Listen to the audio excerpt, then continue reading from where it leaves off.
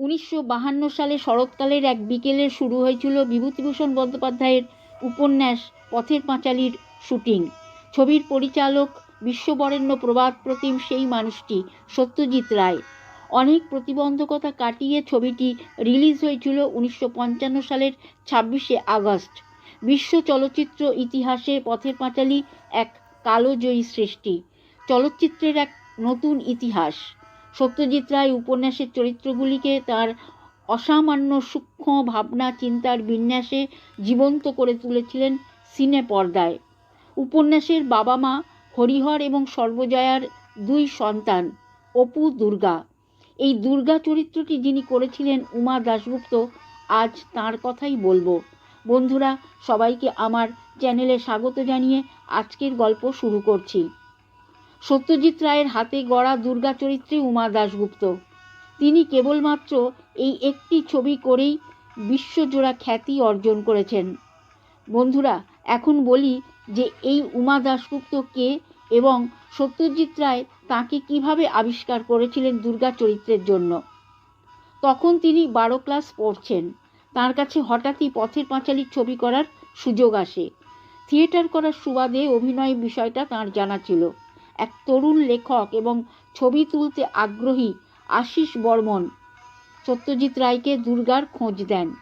উমাদেবী যে স্কুলে পড়তেন সেই স্কুলের প্রধান শিক্ষকের সঙ্গে সত্যজিৎ রায়ের পূর্ব পরিচিতি ছিল।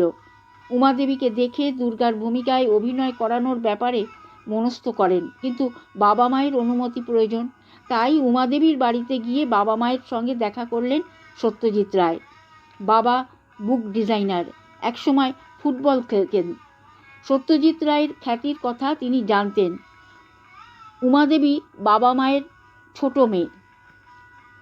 সিনেমার কথা শুনে বাবা একটু ইতস্তত করে শেষে সত্যজিৎ রায়ের কথায় রাজি হয়ে গেলেন। উমাদেবীর জন্ম 1940 সালে। কলকাতা বিশ্ববিদ্যালয়ের অধীনস্থ যোগমায়া দেবী কলেজ থেকে স্নাতক পাশ করেন। পরবর্তী সময় 1984 সাল থেকে 2000 সাল পর্যন্ত শিক্ষকতা করেন অঙ্ক আর ইংরাজি বিষয়ে। যাদবপুর বিদ্যাপীঠের শিশু ও প্রাথমিক বিভাগে তিনি পড়াতেন। দীর্ঘদিন ধরে দুরারোগ্য ব্যাধি ক্যান্সারে ভুগে অবশেষে পরকালের ডাকে সাড়া দিয়ে ইহলোক থেকে চিরবিদায় নিলেন 18ই নভেম্বর 2024। তিনি পথের পাঁচালী ছবিতে অপুর দিদি দুর্গা হয়ে রয়ে গেলেন বাংলা তথা সমগ্র বিশ্ববাসীর মনে। শেষ করছি বন্ধুরা, আজকের মতন বিদায়। ভালো থাকবেন, সুস্থ থাকবেন। নমস্কার।